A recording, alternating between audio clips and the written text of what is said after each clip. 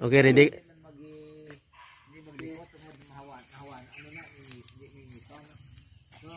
Hello mga ka-farmers. Pasyal tayo sa aking farm. Ipakita ko sa inyo ang rubber tree na aking tanim. Let's go! Ito mga ka-farmers. Ito na yung ano ng rubber tree. Ito yung kanyang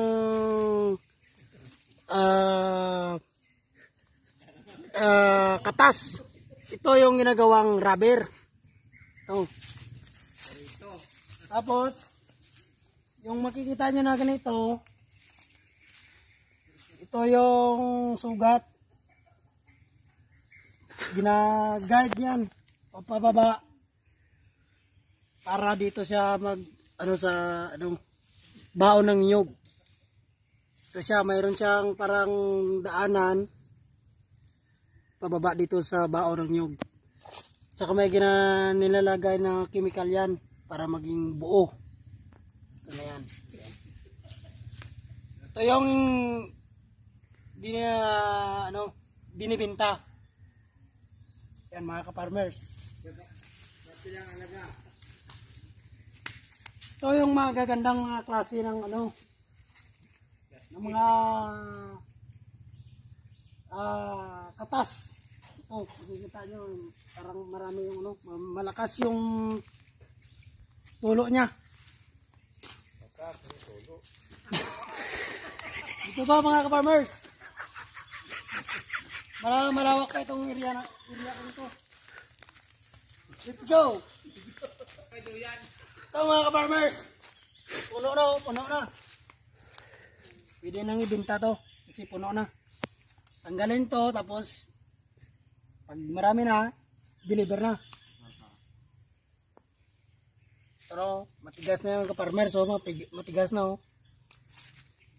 Yan. Oh, kita nyo yan? Yan. Diba? Kahit ano mo yan, bounce yan. Hindi mapupunit ka-farmers, oh. Guma na yan mga ka-farmers. Pwede nang gawing tirador yan, oh. Oh. Matigas na yan mga ka-farmers, oh. Hindi mabungkang mga ka-farmers. Ito kita sa mga kabantay deh, ini komander kan ini ada. Ito mga ka-farmers, ito yung mga tauhan ko dito. Tapos lang.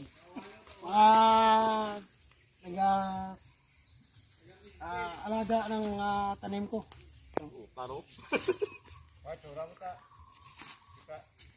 Ito yung ko mga ka-farmers. Tapos lang. Pagkapangasiwa ng aking asinda. Yan. May tanim din tayong kuhan. Saging. Maliit pa. Hindi pa namunga. Dito mga ka-farmers, may tanim din tayong mga mais. Maisan tayo dyan. May maisan tayo dyan. Kuha na. Mardis.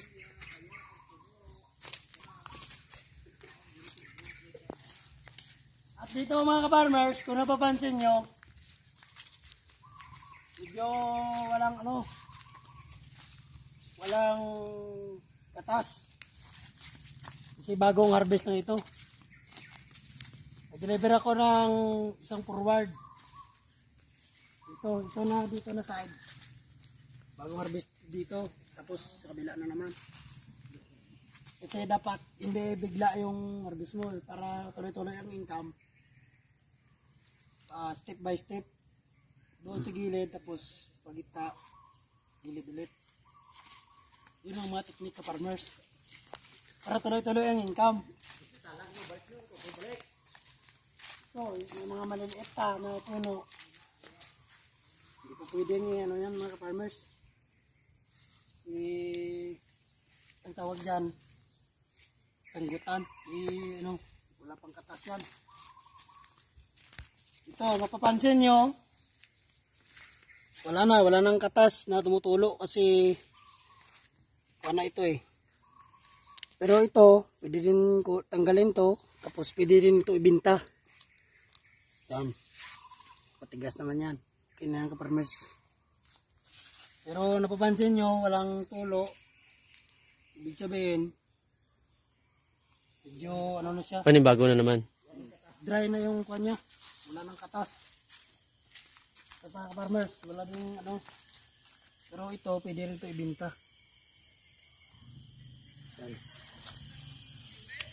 Ka-farmers, yun lang. Maraming salamat. Please like and subscribe. Let's go!